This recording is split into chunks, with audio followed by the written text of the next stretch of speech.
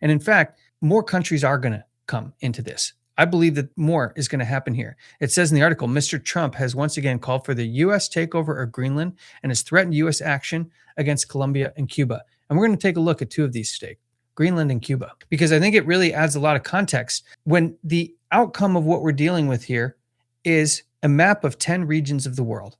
Now, brother, we just talked about it, 10 kingdoms of the world. Where do people find that in the Bible? Revelation 17, but we also see it in Daniel chapter 2. We see it in Daniel 2 with the 10 toes. In the days of these kings, the God of heaven shall set up a kingdom which will not pass away.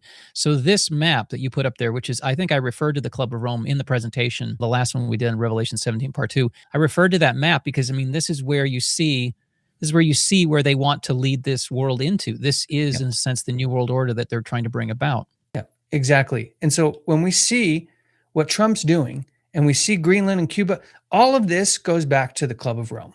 And we're going to kind of try to peek inside of that because it goes even deeper than the Club of Rome. Club of Rome is just one piece of this, but at least it gives us a framework to have the conversation of why Trump is so obsessed with Greenland today and why you're starting to see these major moves happening down in South America.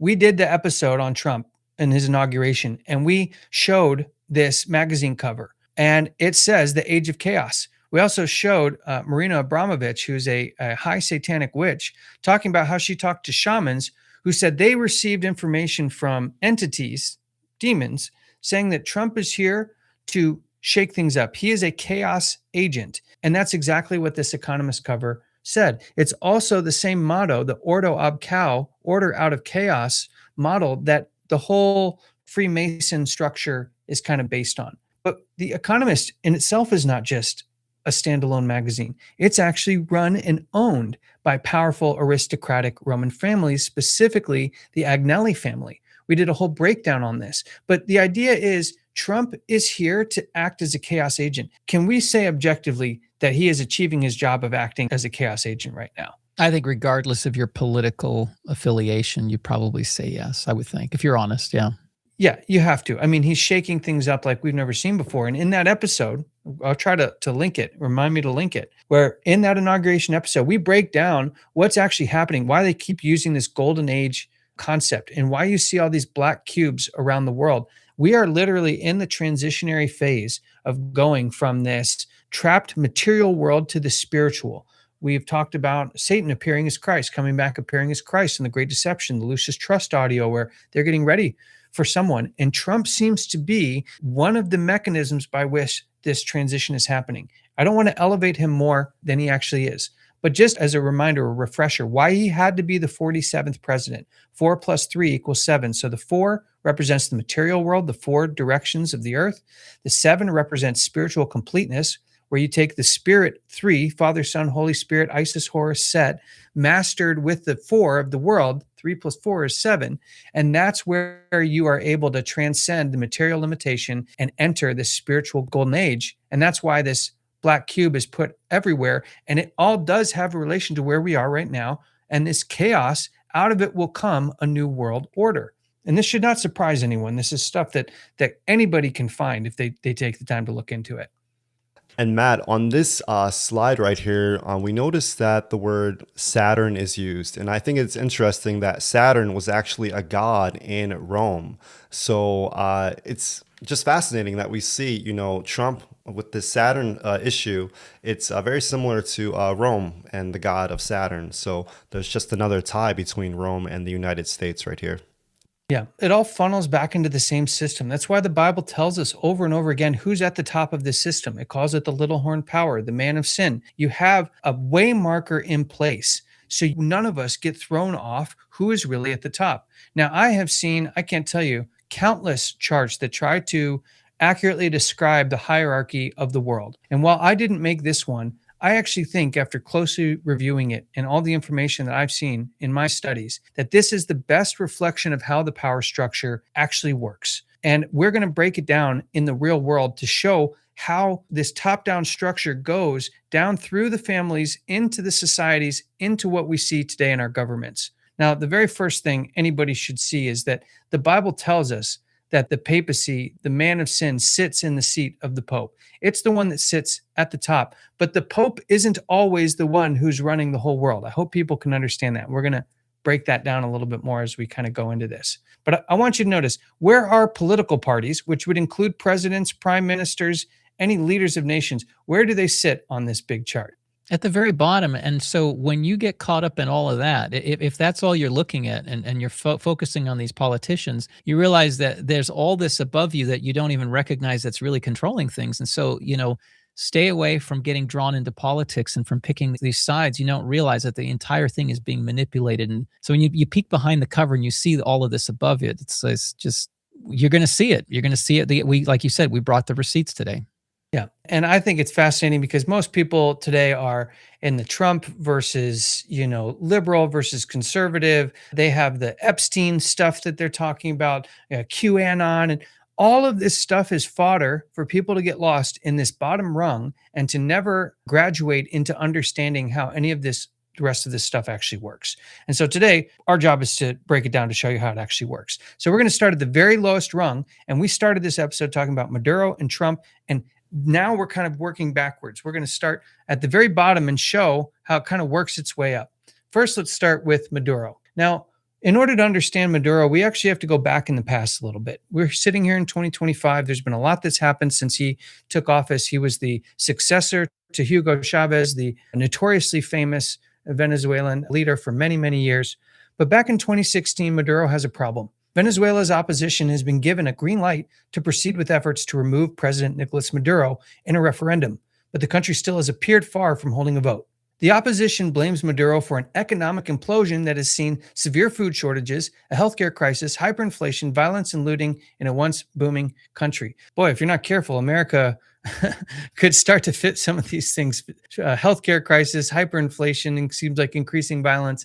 But what's interesting here is 2016, Maduro has a serious problem. Country's falling apart. People are revolting. He needs to seek outside help. What most people don't realize is Maduro was raised a Roman Catholic. And if you go on his Wikipedia page, you can see this other information that it was reported by the New York Times. He was a follower of a Hindu guru, said his grandparents were Jewish before they converted to Catholicism. My personal opinion, after reviewing all the research that I've seen, all of that is a distraction to cover up how deeply involved he is with the Catholic Church.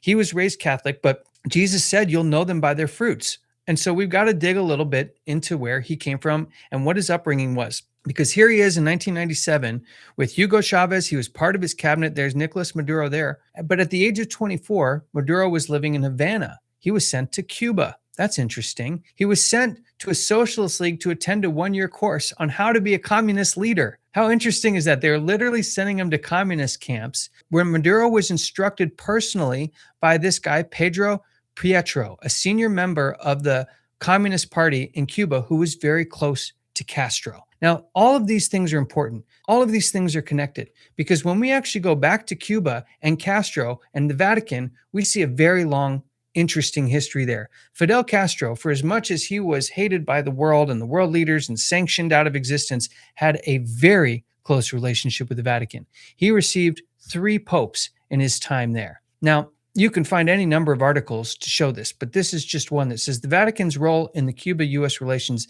is almost as old as the conflict itself. So all that stuff that JFK was dealing back during the Cuban Missile Crisis, the Vatican was at the very center of all of that. Cuba is the only communist country with which the Holy See never broke off diplomatic relations. So all these communist countries around the world and the Vatican and Cuba have always maintained a very close relationship. I wonder why. Most people may not know this. I didn't before I started this research, that Castro didn't actually have any family growing up. He was raised and sent to live with his teacher in Santiago de Cuba before being baptized into the Catholic Church at the age of 8. His baptism allowed Castro to attend the La Salle boarding school in Santiago and was later sent to the Jesuit-run Dolores School in Santiago. So I think it's safe to say Castro was a Roman Catholic from a very young age and lived with the Jesuits from basically the age of 8. Fast forward to the year 2015. And there, yeah, at the age of 6, Castro. So isn't there a famous Jesuit saying that says that if you give me the child by the age of 6, I'll give you the man or I'll give you the person, right? Mm-hmm. They form them starting at that age, and that's the age. And that's why the schools are so important for them. They get them at a very young age. And you see this pattern too with a lot of leaders. They're essentially orphans. They don't have a strong family. They don't have a strong male presence. And you see that they end up being raised and molded from a young age. And this is really typified by what happened in 2015. So Pope Francis, who's the first Jesuit pope in history, he comes and visits Castro before his death. And look at what he does. Francis also gave Castro books by an Italian priest, Alessandro Protazzo, and Spanish Jesuit Armando Llorente. This is critical. Armando Llorente. This was a particular significance for Castro because Llorente was Castro's teacher in the 1940s. And look at what Llorente says in this 2006 interview with the Miami Herald. He says, the Jesuit recalled how teenage Fidel, whose father Angel was largely absent from his life, so absentee father, which is a classic prey for the Jesuit order, once confided in him, this is a direct quote from Fidel Castro, "I have no other family than you." He was apparently referring to the Jesuit priests who were educating him. So Llorente was the spiritual advisor for Castro growing up through his youth to the point where he said, I don't have any other family than you. Well, now it makes perfect sense why the Vatican maintained relationships with Cuba through all of these tensions, because they literally raised Castro up to be the leader that he was today. So I'm going to ask the question to all the viewers and people listening out there, who controlled Castro? Because Castro, with the Jesuits since the age of 6, baptized at the age of 8, Maduro goes to a camp and is trained by one of the top senior members of Castro's government in communism. And then look what happens. Let's go back to 2016. Maduro has this problem, and look who he brings in. The Vatican to act as mediator between Venezuela's dueling sides. So here, literally, Maduro is trained by Castro, who did the exact same thing when Cuba was in a conflict back in the 1960s. He called in the Vatican. So here in 2016, Maduro calls in the Vatican, who flew to Rome for a hastily arranged meeting with Pope Francis. Representatives of Venezuela's government, he brought his whole government cabinet there, and he allowed the Vatican to mediate a dialogue. I find that fascinating that in his time of trouble, he turns to Rome. Yeah. You see, really, both sides end up kind of turning to Rome. Doesn't really matter. And this is what we're going to see here, because in a previous episode, when we talked about how Iran and Israel are controlled by Rome also, just like Venezuela did when they were in trouble, Iran and the U.S. had their nuclear talks in Rome, with the Vatican overseeing it. So Maduro's side and Trump's side, they're both choosing Rome to do these negotiations. I found that absolutely fascinating. And so here I just kind of wanted to show people this video, because here's Maduro arriving, and the first thing he does, each one of these members here are high-ranking knights of Malta. And if you're a knight, that means you have to protect a king or a kingdom. And every time these world leaders, Trump and Maduro alike, the first thing before they can even go inside, they have to greet senior members of the Order of Malta. And, you know, for all the people who don't like talking about this stuff or think this is not part of the gospel, it absolutely is. Because we are supposed to be watchmen on the Tower of Zion and understand what our enemy looks like, because it is diffusing the mindsets in the world today. It's playing out on the world stage, Maduro and Trump, and they're largely guided by knights who proclaim first loyalty to the Pope, a Jesuit priest even more so. Yeah, and it's to bring about this kingdom that they believe in, which is going to be this new world order. And I just thought it was fascinating to see in real time. Look at all the regalia that they give themselves, the pomp and circumstance. You want to know how much these gentlemen must have done to get to the point where they're the ones chosen to walk in, heads of state? Like, you have to do some miraculous things for the papal power to even get conferred these titles and these things. And now you see here, you know, they're very close. You'll see here just in a minute, the Pope ends up blessing Maduro. So here he comes, have a nice fraternal handshake, and then he finally ends with a blessing. Who is in control of who here? Who is above who in this situation? You know, we talk about a new world order. We throw it around a bit. Maybe we should just clarify just what we mean, because sometimes we think of a one world government, but I don't really see a one world government forming here. I see a coalition forming around a head, but each one kind of, you know, there's still sovereignty, there's still nations, there's still regions, 10 regions, the Club of Rome.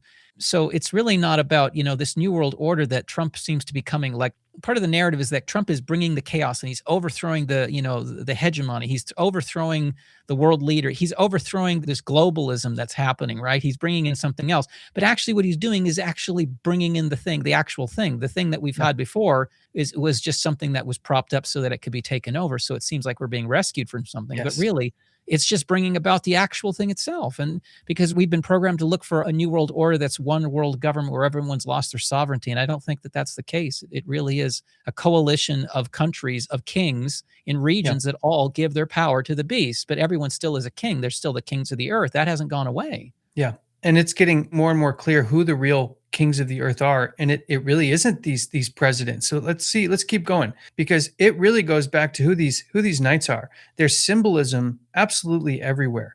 I want everyone who's watching this episode to see this type of cross in the future, this 8-pointed star, this Roman laurel, and start to realize all of these things are symbolisms pointing back to one power. Just like the Bible says, it will rule until the stone cut without hands strikes the image at the feet. So people that are watching this, I really hope, will start to solidify in their minds that when they see these symbols, it all relates back to Rome. The laurel wreath, the solar cross of the Knights Templar, these are all things that play back to Rome. Look at Maduro here, speaking from Rome, thanked the Pope for helping bring a dialogue. So is he in good graces with the Vatican? Absolutely. I would say deeply, because especially when you think about the context here. Pope Francis, first South American Pope in history, first Jesuit Pope in history. They are deeply ingrained in what's happening in South America. And actually, as we'll look at here in a little bit, Robert Prevost is also from South America. He's a dual citizen from Chiclayo, Peru, another South American. And I'm going to maybe provide a little context here in a bit on, even like a pope. There's so many of them. Not all popes are created equal. Some popes are more figurehead types. Others are real shot callers. Pope Francis was actually one of the real shot caller, being a first Jesuit pope in history. He was a real shot caller. Prevost, I'm going to actually show here in a second that he was knighted into the Order of Malta before he became a pope, and how that all shows how the hierarchy of this structure really works. But back to Maduro.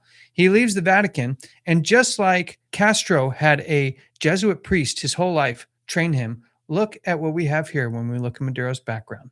A Jesuit father named Numa Molina became a confidant of Maduro after, check this out, previously meeting and gaining the trust of his predecessor, President Hugo Chavez. So this is exactly what the Jesuits do, who ruled Venezuela from 1998 until his death in 2013 when Father Molina called him a prophet. So the Jesuits are very clever. They end up becoming the confessors of kings because they beef those kings up. They make them feel really good about themselves. They allow you to be in your sins. They allow you to justify your behaviors. And so you end up liking them. And I'm sure Hugo Chavez, being loved, called a prophet by this Father Molina. But now you have two presidents in Venezuela. How many Jesuit priests have they had as their spiritual guide? Just one. Just one. Just one. I think that's called continuity of government, isn't it? Yes.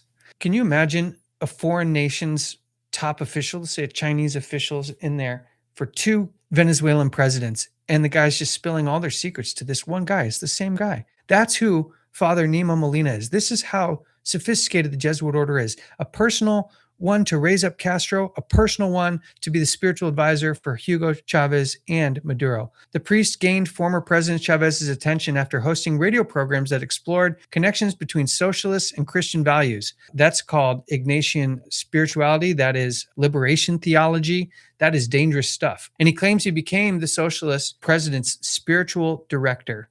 That is exactly what the Jesuits do. And then we jump to today, December 6th, 2025. Today, this is after he was arrested, I believe. No, when was he arrested? It was in January. But just before, even today, Maduro calls frequently for spiritual advice. Molina celebrates private masses for the president and his family. So all this nonsense about Jewish and following Indian gurus, these are covers. He is deeply Catholic and has a Jesuit advising him essentially daily, which is described as enjoying the trust of the president and as a figure of authority, a fundamental part of the presidency of the republic. A Jesuit priest is a fundamental part of the presidency of the republic. Let me ask this question. Who controls Maduro? It's Rome. It's always Rome. It always traces back to Rome. And when people start to understand this, now we can have real, constructive, progressive dialogue on what's happening with events around the world. Because without those lenses, without that understanding in Revelation on what these things mean and some of this symbolism in Daniel and Revelation mean, we're flying in the dark with this stuff. We have no idea. So now Castro, Jesuit priest growing up, Maduro, Chavez, Jesuit priest, same one. through both of their terms. It's got Rome's fingerprints all over it. Now we'll go to Trump. We're not going to go as deep into him today because we've already covered him in a number of ways. But I just want to, again, align us in where we are in this hierarchy. And we are at the very bottom rung when dealing with Chavez, Maduro, Castro, and Trump. These guys are low-level workers. Now, they can have hierarchy in the upper echelon of political parties, but they are nowhere close to the upper echelons of this power structure. They're not the real shot callers. No, they're not. And look, just like Maduro, look at what Trump comes into in 2016. They're very close. These two meetings are very close to each other. And it's the same Knights of Malta that greet the president as he walks in. And they have this pomp and circumstance and the way they walk in and all of these elaborate conferred medals and titles. And Jesus tells them that they have their reward.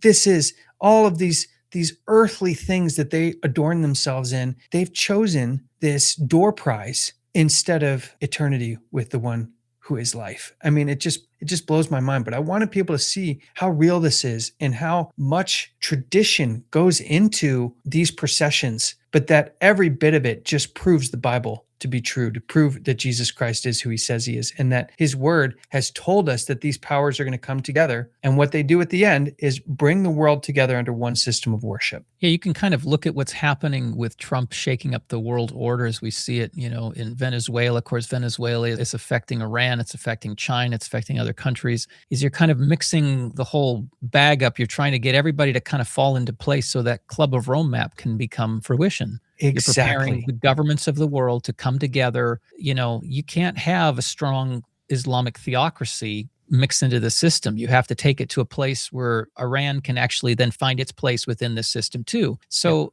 everything's being brought into one place. And that's going to be a process of actually the world coming together. Trump talks about being a president of peace. And in a sense, from a certain perspective, it looks like the world is actually coming into a place where we're all more on one page and it's more democratic, or maybe it's more freedom. And there's a lot of capitalism. And that's why the merchants of the earth are going to wax rich. Yes. The economy is going to explode through this time. There will be a golden age of prosperity to a certain degree. Yeah. But it's all about preparing this world to kind of accept this new system, because it's going to be popular. That's what I want people to wrap their minds around. Is like, this is everything that we're seeing on the world stage is a funnel to get it to become one world, to get those 10 regions, to get the United States to unite church and state, to get the world to follow our example, to give America enough power that it gives it back to Rome. And you're going to see a couple of ideologies that were infused into the world that we see today that got started long ago by these same institutions like the Club of Rome. We're going to pick more at that right now. Because when Trump came in 2016, he was immediately greeted and exclusively hosted by the Knights of Malta and this man right here. His name is Prince Hugo Vindisch-Gratz. And I had to Google how to pronounce that. So I feel very, very good that, we figured out, because the amount of lineages and the offsprings and everything, it's a web. It's an absolute mess. But it becomes very interesting because this Prince Hugo greets and hosts Trump in 2016. And that, notorious visit where the Pope is standing there with a grimace on his face and Trump's standing there with a smile, and they supposedly hate each other. And like nothing could be further from the truth. But here's 2025, Pope's funeral. And look who's hosting Trump again, Prince Hugo Vindisch-Gratz. The reason that's important is because he's one of the senior members. He used to be one of the head leaders of the Order of Malta. He's not now because he's getting really quite old. But I found this fascinating. Prince Hugo is the head of the Austrian House of Vindisch-Gratz, but he's also the Grand Magisterium. He's one of the heads of the Equestrian Order of the Holy Sepulchre of Jerusalem, former ambassador Order of Malta. And he sits on the Council of Orders of Knighthoods for the Royal House of Savoy. If anybody goes back to our Trump episodes, we show how Trump's dad, Fred Trump, and Trump's grandfather were all deeply ingrained within this royal Roman system, specifically with the Roman House of Savoy and the Bourbon of Two Sicilies. But this Prince Hugo, as head of the Order of the Sepulchre, now makes sense of this tattoo that Pete Hegseth has. We pointed this out before, that he has the Jerusalem cross associated with the Equestrian Order of the Holy Sepulchre. So if most people think Hegseth's boss is Trump, and in a way he is, but one of Trump's bosses is this man right here, Prince Hugo, who is actually head of the order, the Christian Catholic order, whose job was to rebuild the temple. The Crusaders were going in there, the Templars were to go back in and to rebuild the temple. And so Trump is literally being meted by the head of this equestrian order, Prince Hugo, who is head over Pete Hegseth. And we saw Pete Hegseth a little bit earlier. And so now when we see all these things that Trump and Hegseth are doing, hopefully we can start to see that they are influenced and controlled by and have rank under those who are above them, just as we see in this system here. The political parties are down here. And where you'd see Prince Hugo is he's a senior Knight of Malta, which is nobility. So not all Knights of Malta are nobility. Many of them are. Most of the senior members will have a relation to the noble structure. So they are commanders of these knights, but they also go back into the heads of the most powerful Roman families in the world. So that's a perfect example of showing people how this actually works. Prince Hugo is a nobility, senior ranking order of the members, Knights of Malta, hosts Trump, who then uses Hegseth and his political parties to infuse the orders, such as, let's say, taking Greenland and taking Venezuela as part of the system. And even the UN here, I show it here, it's got the Roman laurel around it. And it's so interesting. You can go to any AI and just ask them, historically, what kingdom is the laurel associated with? And it's Rome. It is very clearly Rome. Although it started with Greece, Julius Caesar and Rome are the ones that are best known historically for this. And it's why you see, just as the Bible says, the whole world is wrapped in the Roman laurel. Yeah, Rome came out of the ashes of Greece, and it took a lot of it and made it its own. But, right there at the chart, right where your cursor is right there, you're looking at the IMF, the Fed, all World of that Bank, stuff. It's like, European Central Bank. So what happens if some of these things get knocked out and all this chaos and reorganizing of the world? Let's say that, Trump does away with the Fed. Let's say something like this happens. Is this really overthrowing the world order? Or is this actually just part of middle management being kind of knocked out and rearranged? Well, the structure that's above it still is actually the one that's in control and doing this show for distraction to think that, you're in a great drama. You're thinking two sides are against each other. The king in the north is coming now at the king in the south and is overwhelming him. And it's like this great, dramatic thing, but really they're both sitting at the same table, sharing lies and intelligences. It's just, Exactly. that's what's really happening. And we'll do an episode where we show if there's any end to the Fed, it perfectly plays into the final no buy, no sell system. Perfectly. Everything's going on chain. Everything's going to blockchain. Everything's going to be tokenized. And we've talked about this a bit off air. We're going to do a whole breakdown on that no buy, no sell system, which then allows them to have victories like ending the Fed. And all it does is further push, as you said, brother, further pushes down that road towards what the Bible's inevitably told us is going to happen. And so now we've covered the political parties. I'd like to go into this box on the left here. This is the intelligence agencies of the world. Most people who dig into truth stuff say, oh, CIA, this, that, the other. But look at where they are on the map. Again, this is my personal endorsement of basically how the power structure of the world works. You may be able to have some tweaks, but I would agree. This is how low the intelligence agencies are, in large part because they were started by these guys, Knights of Malta, high-ranking members of the Knights of Malta, almost exclusively around the world, have started every single intelligence agency there is. If you don't believe me, literally just go into Yandex and start looking at the foundation of the Mossad, of the CIA, of the SS, and find that there are always Knights of Malta and Jesuits behind it. John Foster Dulles, General Reinhard Gehlen, that was one of Hitler's primary SS officers, was key in starting the Knights of Malta and the FBI. William Casey, Alan Dulles. I mean, all of these people are well known to be Knights of Malta. It's not like some private thing that they kept secret. They were public about it.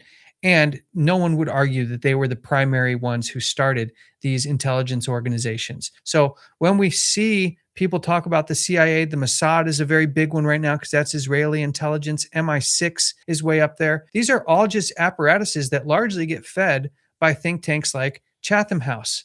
Now, there are other think tanks that are less powerful. Chatham House probably sits above most of these other ones and kind of infuses, narratives into both of these channels. But they operate on behalf of the two corporations, the Vatican, City of London, and Washington, D.C. concept. You've heard of that before. Mm-hmm. Well, for our Canadian brothers and sisters, and where does Mark Carney come from? I was just going to mention that. I'm so glad you said that because Canada has Chatham House to thank for Mark Carney. And what I will warn is, as somebody who lives in Canada, as you do, but we're both American. This is a monumental shift and a huge danger to Canada. When you have the former president of Chatham House, someone who's above the political parties, above the UN, above the intelligence communities and large influential think tanks, president of that organization is a very dangerous individual. And now he is running Canada, and he's here to essentially bring down the systematic destruction of the prosperity of one of the most resource-rich countries in the world, and one of the most beautiful countries in the world, I would imagine, in totality. And so, yes, I'm glad you brought that up, because Chatham House gave us Mark Carney. And when you understand who Chatham House is and how powerful they are and what they've done historically, it's pretty much marks the end of Canada. And why would that be? Like, what's the purpose of doing that? The purpose would be to basically so that it could fold into this system. You know, it's region number 1 on the Club of Rome. Well, think about this. It's very much like the UK, right? Right now, Australia and Canada, as essentially territories of the British monarchy, the UK has now have free speech laws where you can't say anything about anybody without getting arrested. They now have had so much influx of immigrants there, and these laws are so draconian that they're causing like a literal uprising. But in that, the solutions, because there's violence and stuff that comes in when you have this immigration stuff, which is a very papal thing. The immigration issue is a very papal issue.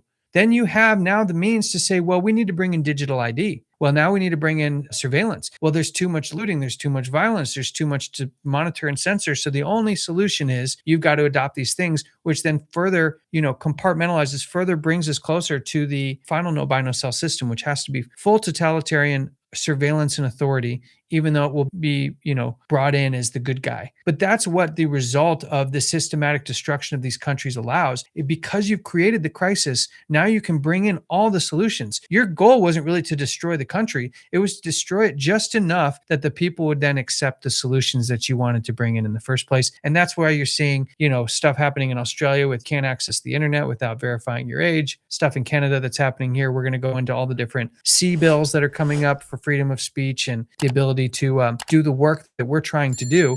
We very well may be back in the United States before you know it, given the way things are going up here. So now that we've seen how the intelligence agencies fit into this narrative, I'd like to zoom in more to this side on the think tanks and look specifically at the Club of Rome, because that's where you get statements like we see the U.S. wants to take over Greenland, Colombia, and Cuba. You can thank the Club of Rome for those things.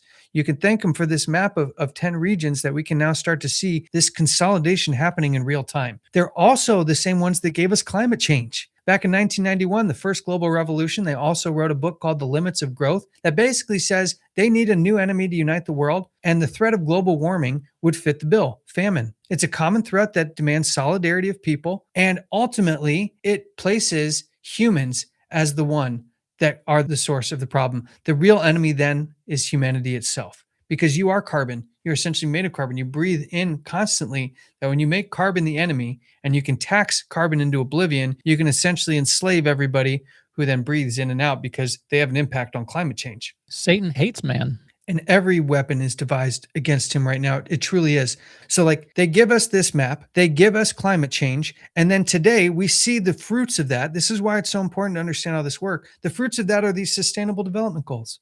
This is the reality. This is it coming through time and eventually given to you in a colorful palette of 17 boxes that when you click inside things like good health and well-being, the number one thing inside of that box is get your vaccines.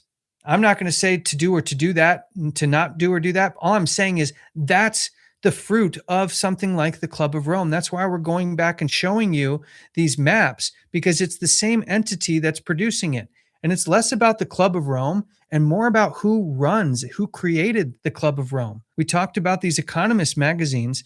Well, The Economist is owned by the Agnelli family and the Rothschild family primarily. 43% of The Economist owned by Agnelli, 21% owned by Rothschild. And the Agnelli family has literally had popes in the past. So here's Roman royal lineage again, showing you can't always trust what they're saying. You remember, like, these covers are important, not because everything they say is true, but because everything they put on there is meant to elicit a programming thing in your mind to get you prepared for the consolidation of the world into this final one world system. Another man that was key in the foundation and formation of the Club of Rome is this guy right here, Otto von Habsburg, The Habsburg families are right up there with the Massimos, the Savoys, the Medicis, the Bourbon of Two Sicilies. These are some of the most powerful names in the world and are the names that I believe the Bible's talking about, the kings of the earth. Now, Otto von Habsburg is not alive anymore. He's passed, in the last decade or so.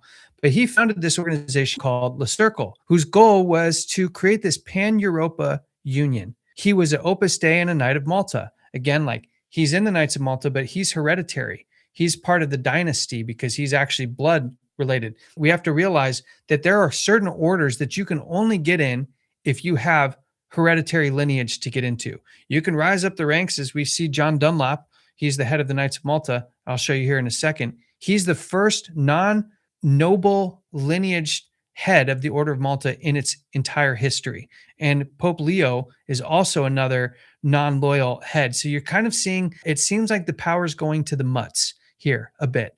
But in reality, they're letting the mutts run things into the ground so they become the great scapegoats for the world to point to. And they, hide in rocks and caves, just like the Bible says. But the very interesting thing about the Pan-Europa Union is, boy, when you look at Le Cercle and what their goals was, it looks an awful lot like that of Babylon. Pan-Europa, it means the unification of Europe. We've looked at different things that show constantly the imagery of these European leaders being focused on bringing Babylon back. Don't you find that fascinating? And then today we have the Bible saying we're battling a system called Mystery Babylon, which is going to unify the world so all the world wonders after the beast. It's always the same one goal. These secretive organizations, their goal is to unify the world.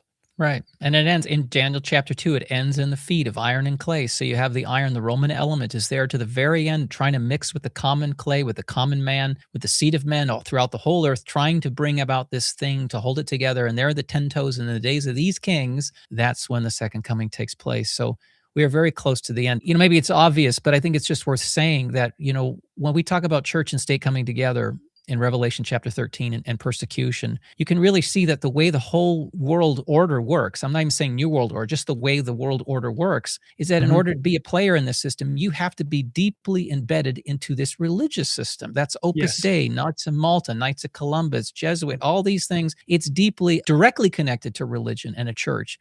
And those are the ones that are actually really, so this idea of church and state is actually something that's already existing to a degree, really already. Yeah. And it's everything. Like, this is why the reason we're pointing at this, we started out talking about Maduro and Trump, is because all things like that, they're just little maneuverings to shake everything down to this final goal. It says here, to get right to the point, Le Cercle is a secretive, privately funded, transnational discussion group which regularly meets in different parts of the world. It's attended by a mixture of politicians, ambassadors, bankers, shady businessmen, oil experts, editors, publishers, military officers, intelligence agents. And I want everybody to leave this episode, when you see CIA, FBI, Mossad, just replace it with Knights of Malta, Knights of Malta, Knights of Malta. It's all Rome. Please. Like, we can't have these ideas that somehow these organizations are operating in their own little silos. They're not. They were all started by these Knights of Malta, these groups. Literally, Le Cercle created Club of Rome, who then created the World Economic Forum and the Bilderbergs. So while the world's out there being conspiratorial and pointing to World Economic Forum and Bilderbergs, some then get to Club of Rome, but very few get to Le Cercle. You see, they make these organizations so they can infuse these ideologies, but they're so arm's length removed that nobody actually traces it back to the ones who are actually behind it. And every single time it traces back to these Roman royal families. Here's Otto von Habsburg as a younger man. He's got his Maltese cross here, his 8-pointed star, Maltese cross, 8-pointed star. At his funeral, he had a full Maltese knight processional at the funeral. So you could see through his entire life, he was a senior, one of the heads of the Orders of Malta.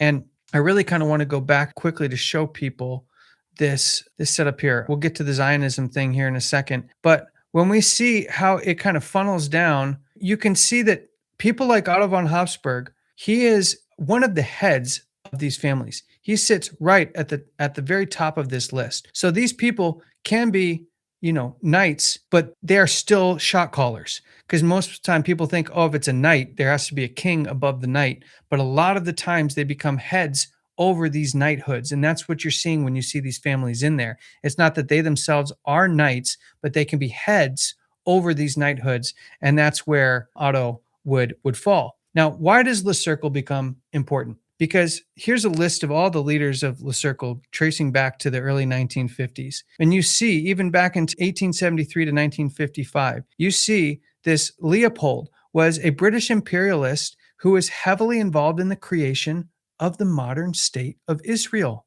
Le Cercle invites Netanyahu and Shimon Peres, who's in 1993 responsible for the Oslo Accords, which gave the Vatican ownership of the majority of Jerusalem. They invited him, these Le Cercle groups, and their goal was, as part of the way to get the world to come together, they needed the world to accept the modern state of Israel is the same as biblical Israel. That is absolutely fascinating, which leads us to where we get Zionism. So here you have these secretive organizations who know that they need some version of false prophecy to come to pass in the real world. And they've chosen Israel, modern state of Israel. They created it in 1948 using Rothschilds as the cover. But you see the Rothschilds are subservient to these aristocratic noble families, the Jesuits, even high rankings orders in the Knights of Malta would be over the Rothschilds. But Zionism now acts as a twofold mechanism. It both gets the modern day Jewish nation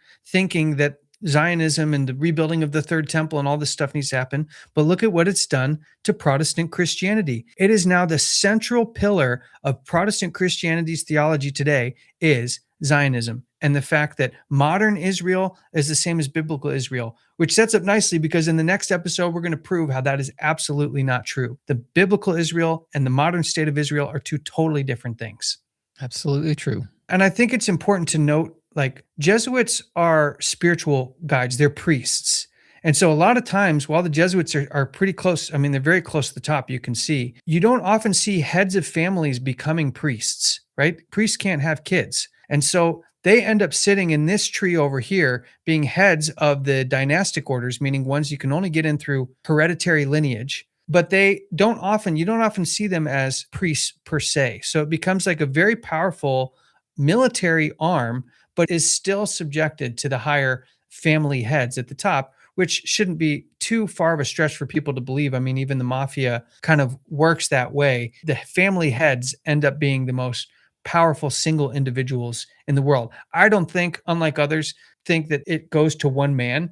Generally, you have kind of power struggles because Satan's kingdom is filled with people who are just selfish, right? So they just fight each other. And so these family heads will have fights at the top. I don't think there is any one single source head other than Satan being the actual head of the kingdom above all these men. Absolutely. And the fallen angels, they don't always agree with each other either, but they're always, united in one thing, in their hatred for Christ. And that's the same thing that will be with the whole world at the end, when all the world comes together to fight against, God. And basically, you see Revelation 19, the Battle of Armageddon. Yeah. And this whole system is set up. I mean, all these medals and titles that they give themselves to make them feel important within this system. And God says, I am going to destroy it, and you have chosen your reward. So I've made this very rudimentary breakdown of what this looks like in the context of the Club of Rome and Habsburg. This is just specific to them because it's how we're seeing all of this play out, how we got a map of 10 regions. Well, how do we get that map? Well, we start at these top families. The heads of each of these families meet. They decide by which measure they're going to work. In this case, for Club of Rome, they use the organization Le Cercle, headed by Otto von Habsburg, one of the family members. You infuse these organizations with loyal knights and priests who then create the think tanks that create the narratives. You need climate change. We made it 30 years before anyone ever heard of climate change. Club of Rome comes out with this. We need Zionism. Okay, here we create these concepts. Now, the modern state of Israel was created in 48. Club of Rome was created a little bit after that. But you see, it's always the same people that create the narrative. Like it doesn't matter. They all kind of start around the same time, but it's always the Knights of Malta and these families that are the ones behind it. So then time goes by and you create new organizations, the World Economic Forum, the United Nations, that then gives you the Sustainable Development Goals, the Israel, Palestine, Gaza narrative that we're battling today. This is how it all works. Trickles down from the top. Now the world's eating these up. You have people like BlackRock making companies to do business with them have to follow these guidelines. And in all reality, it stems from the families at the very top that gave it to you. You'll never hear of organizations like Le Cercle. You might hear Club of Rome, and then they place Otto von Habsburg, personally placed Klaus Schwab as the head of the World Economic Forum. As a distraction, he literally placed like a Bond villain at the head of this organization so that the world would stop and look at this and never look at any of these pieces here. I know. That's Exactly. for my brothers and sisters out there that shouldn't be watching movies. But yeah, that's the thing. It goes back to Rome. Everything goes back to Rome. Yeah. And that's exactly what the Bible says. The Bible says it's the iron at the end. It's the deadly wound that's healed. Everything goes back to Rome. So what was once a pagan nation became an ecclesiastical empire, but the families that are behind it never really lost power. They were just continuing through history. Rome, Yes. the empire has never ended. Exactly. And so that's when we see this map of 10 countries. It's not just, oh, Club of Rome, we stop there. No, this is Otto von Habsburg using the Roman families to get the world to consolidate under one system. And does the Bible say they will be successful at consolidating the world? It's going to be for 1 hour, right? Yeah. Revelation 17, this system will come together briefly at the end, but it's very fragile because it's got the rigidity of the iron, the strength, but it's also got the weakness of the clay. And when it comes together at the end, it will be for 1 hour, and then there's going to come destruction. And we see that destruction in Revelation 18. Yeah. And we're getting closer. So again, circling back to the Trump Maduro thing, because it seems like we're way down over here. But do we see how it's all connected? Why he's going after Greenland? Why Trump and Maduro both are serving the Roman side? What a joke. It's a literal all the world's a stage situation. And while Otto von Habsburg is not alive anymore, here's his two sons, George and Carl. The apple falls not far from the tree here. Here they are with their Maltese crosses. And here's Carl. What's he doing? He's knighting another person, which shows you, I mean, the one conferring the title onto the other, that's the one that's actually in control. We saw the same thing here in this slide that I've shown a couple times now. Here, His Royal Highness, that's what they label as HRH. I had to figure out what HE, His Eminence, HE and HRH. These are the kings of the earth. These are royal titles. And even at the highest level, the head of the Knights of Malta, who happens to be a Canadian attorney from Ottawa or Ontario, excuse me, one of the two. I can't remember exactly where he's from. It might even be in here. But how crazy is that we're dealing right now with Mark Carney, former president of Chatham House, as our prime minister, and the head of the Order of Malta as a Canadian lawyer. If people think that Canada is outside of the loop of this stuff, I got news for you. They are dead in the thick of it. And the Jesuits who created Quebec, that's why Quebec is so unique, has had their foothold here for a long time. And so you've got Bourbon, you've got Habsburg, they're knighting people below them. So the one doing the knighting is the one in authority. Would you agree? Absolutely. And here he is as king, His Royal Highness with Trump. So again, I mean, this is at Trump's personal residence. This is Mar-a-Lago. I went through all this in a different episode. There's absolutely no question Trump is deeply in bed with the Roman royal side, just like Maduro is. But now this concept of knighting, you have to be at the upper echelon to knight someone. And this is back in February 11th, 2025. This is months, about 3 or 4 months before Robert Prevost becomes Pope. And look at what happens. Today, Tuesday, 11th of February, in the Magistral Chapel, the Grand Master, John Dunlop, has admitted to the Sovereign Order of Malta with dignity and rank of Bailiff, Grand Cross of Honor and Devotion. I mean, these titles make me sick. They go on forever. Cardinal Robert Francis Prevost. So here we have Dunlop is now knighting Prevost. Interesting. Here's the actual event. Here are all the people to show how big of a deal this was. The Grand Commander was there, the Grand Chancellor, the Sovereign Council. When you hear terms like sovereign, the Sovereign Military Order of Malta, it should really resonate because sovereignty in this world of slavery is a rare privilege. Sovereignty means true freedom. And here, these Maltese orders, which have subservience to the Pope, claim themselves as sovereign nations. And so you've got people from other countries that have Maltese citizenships. And when you see that, you can be sure that they're deep in bed with the Roman power. And so Prevost, who's from Chicago, but he's also from South America. He's got the liberation theology, but he is palatable enough, I should say, for the American audience to digest this. But I said earlier, not all popes are of the same rank and authority.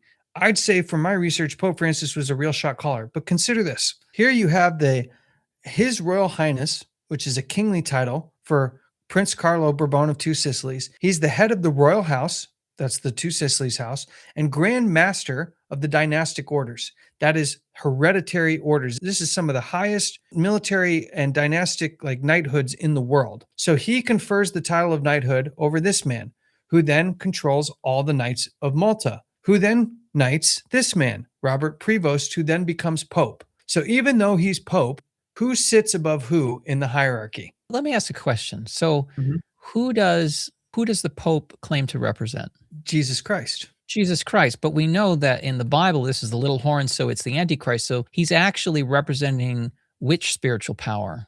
Yeah, he's representing Satan. Right. So even though he himself might be a lower order than some of these other things, the reason why the whole world pays obedience to that is because of who he represents. It's Yes. actually really paying homage to the Pope in the sense is paying homage to the power that's behind this entire system, which is really a Luciferian system. That's a really good point, because that's why the seat of the man of sin becomes so important. It's less about Robert Prevost or Jorge Bergoglio, the individuals, but the seat representing Satan, that when he appears as Christ, he will take that seat as his own, in essence, to be the rightful ruler. So I think that's a fantastic point, because it's not about the Pope ruling the world, but it's about the seat of Satan ruling the world, at which point that person typifies who Satan is as the ruler of this world. It also makes sense because you got to select who the head of the Jesuit order is, the Black Pope, the superior general of the Jesuit order. And that becomes the role of these heads of these households, that the Pope is not actually the head, it is the visual head of the system on earth. And I want to show you how that kind of works. I think it's exactly as the Bible says. It says the kings of the earth, and I want us to get in the mind space that the merchants of the earth are different than the kings of the earth. So your Jeff Bezos, your Peter Thiels, your Elon Musks, your Bill Gates, merchants. Kings of the earth are these guys. These are your royal heads of households. I didn't have enough room to put them all up here, but these are just some examples. If you're not wearing this fancy jewelry and you don't have some of these fancy titles, you're not kings of the earth. But look at what the Bible says. It gives us a description. The kings of the earth, okay, here you guys are. You represent Rome. You have basically even some of them all the way back to ancient Babylon. They trace their lineage through. That's how far back some of these go. But look at how they've committed fornication. So here they are as the highest pieces in the hierarchy. Yet the papal kingdom is the prize. It has 1 billion followers worldwide. Its seat is the visible seat of God on earth. And so while it sits below the individuals, the seat itself actually does sit above the heads of the household because of what it represents as a whole. So the Bible is spot on, as those nobility family members are the ones using the Roman papal system, selecting who the popes are, selecting who the head of the Jesuit order is, selecting who the heads of these knighthoods are. They are also the ones in charge of the high-ranking Freemasons. They're also the ones in charge of creating Zionism, which they use the Rothschilds as the shield, because everyone says it's Rothschild, but they're just a proxy for Rome, and how they use all of these different apparatuses to the point where you get down to Trump and Maduro all the way here at the bottom. But they've committed fornication with this system called Mystery Babylon, and they're working as families to bring the world back under one system, Mystery Babylon, just like they did at the times of Babylon before, just after the flood. And so I thought it's fascinating to see just how relevant the Bible is when saying, here are the kings of the earth. They're going to have Rome all over them. That's how you know it's not the Jews. The Jews couldn't even crucify Jesus without asking Rome. So how much more so are they in charge today? Not at all. They still have to ask Rome for permission. And look at how this works, because this will lead us into our next episode. These families place rulers. And I would suggest people go read this article on this website, where it cites a pretty well-researched article, cites that in 1979, the Club of Rome was responsible for placing the Ayatollah in Iran. And now today, Iran is in the spotlight. Look at what this quote says. At the end of the 1960s and into the early 70s, the influential international circles directly tied to David Rockefeller, well, I'll tell you who was above David Rockefeller, Otto von Habsburg. That was Rockefeller's boss. He launched a dizzying array of elite organizations and think tanks. Some of them you may have heard of. The Club of Rome, the 1001 Society, a nature trust tied to the World Wildlife Fund. People have heard of the WWF before. The Stockholm United Nations Earth Day conferences, an MIT-authored study Limits to Growth, and the Trilateral Commission. All of these came as the Rockefellers used the 73 oil crisis, a crisis they created deliberately to make forced reduction of general living standards appear credible. What happened in Venezuela? They were mad at him in 2016 because of the living standards fell off a cliff. And in return, the solution is the survival of mankind. So the survival of mankind is at stake, which is why they then, like climate change, if you're not on board with the climate change initiatives, the world's going to be destroyed. We have to save the world, but Jesus Christ is the only one that can save. And there's no amount of committees and mechanisms that will save the world, no amount of climate change initiatives that are there to save the world. I just thought this is fascinating because it now shows that a byproduct, the fruits of this system, was placing the Ayatollah, which today everyone's saying overthrow, and the head of the ones they want to overthrow it, one of the ones who's loudest in saying that is this guy, Prince Reza Pahlavi. He is one of the lost rulers of Iran. They were exiled all these years ago. So here you have Roman apparatus installs the Ayatollah, which again furthers our position that, Rome is controlling the Muslims and the Jews, right? And the Christians. And so when we see these things, some of our brothers and sisters have confusion on where all of this prophetic picture is going to take place, while the false prophet's saying it's in the Middle East. No, it's in America. And right now, the Ayatollah and the Iranian government, people want to overthrow it. And guess who they're going to place in its stead? They're going to place Prince Reza and his family. And so in the next episode, we are going to go deep into the Iranian connection in all of this and do the same thing we did here. Start bringing the receipts, start pulling these details out and showing you that, brothers and sisters, the Bible is telling you exactly what's happening. Rome is behind all of it. And if we can have everybody take anything away from today, it's that Maduro controlled by Rome. Castro was controlled by Rome. Chavez was controlled by Rome. Trump and his long family history, not just him as Donald, but Fred and his other extended family history extends back to the Knights of Malta, the Jesuits. The Ayatollah was installed by the Club of Rome, which is really Le Cercle and Habsburg. Prince Reza has been trained by MI6. His father was knighted by the Vatican. And even Robert Prevost, the now Pope, just shortly before, was knighted into the order before becoming Pope. So I would say Leo now is more of a figurehead than he is like Francis was, the first Jesuit Pope. But he also comes from South America and is well-versed in all of Francis's teachings and liberation theology. So brothers and sisters, we've shared this today so that you would not be led astray, that you would not see what's happening on the world and what's going to continue to happen in the United States and Greenland and some of these places and think this is about Trump. This is not about Trump. This is about America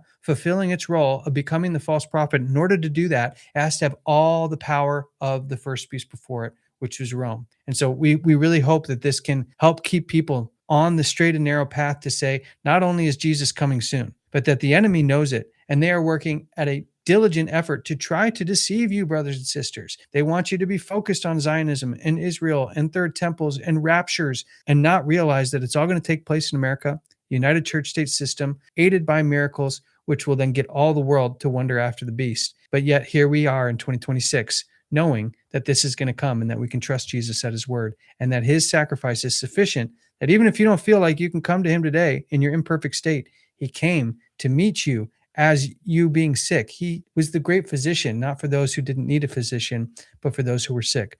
So please put all your trust in the worthy Lamb of God who takes away the sins of the world. There's something I wanted to go back a few slides to the Ayatollah, and there's a date there. There's 1979. It's 2026. Remember the number 47? Talked about the 47th president. It's been 47 years. It's interesting that the timing for this to take place with President Trump, number 47, and 47 years later, this whole system is being flipped on its head and being turned around. There's I think the reports have been over 300 mosques have been burned to the ground. The fastest growing Christian population in the Middle East is in Iran. Things are changing so quickly there, and this has been something that's been boiling for a while. So you've shown the slide where you have all those leaders, and they all have the same connection with the same Roman background. What's happening is that two sides are being pushed against each other, friction, thesis, antithesis, to come up with this solution, to come up with this order out of chaos. Yes. And now the number 47 years later, Iran, the Islamic Republic is being turned upside down, and it's a new world order coming in. And, they're saying they're defeating the New World Order, but actually this really is the real New World Order that's coming. Exactly. And it's a Christianized world. So the end result will always, even if it goes 2 steps back, it will eventually take another step forward, and it'll be a step forward towards Christianizing the world. All of Yeah. these men are Christians, Catholics, obviously. So like the idea that the Jews run the world and like, no, no, no, no, no. They are being set up now to be the scapegoat once again, that everybody loves them and then everybody's going to hate them. When in reality, when we go into the next episode, it's going to be very interesting. Prince Philip of Spain has the title of King of Jerusalem. And we're going to peel that back because it's interesting that a Catholic from Spain holds the title of King of Jerusalem, and how that all plays in to what we're seeing in the transition of the Ayatollah extremist Muslim government and what might just come right after with a long planted Reza Pahlavi coming up afterwards and looking like the good guy. And all of them are connected back to that one power the Bible has warned of. There is still time to get right with the Lord, but the door is closing because the deception is only going to get more intense as we go by. It's only going to get more difficult. And I really hope that in the end, people will see that when you see CIA, FBI, any intelligence agency, think Knights of Malta. When you see the political leaders of the world, remember where they sit at the very, very bottom. And always remember that the Bible, not Matt and Andrew coming with presentations, the Bible is the one that puts it back in the power of the little horn and ultimately allows us to be rooted in that peace. And so while we didn't have as much Bible today, the next one will show a lot more, talking about the covenant relationship with Israel that much of modern Christianity is getting messed up. But I thought in this one, it will really help solidify in each, hopefully in all of our hearts, that the Bible is spot on and that we don't need to be carried away with every wind of doctrine. This is Rome. This has got Rome's fingerprints all over it.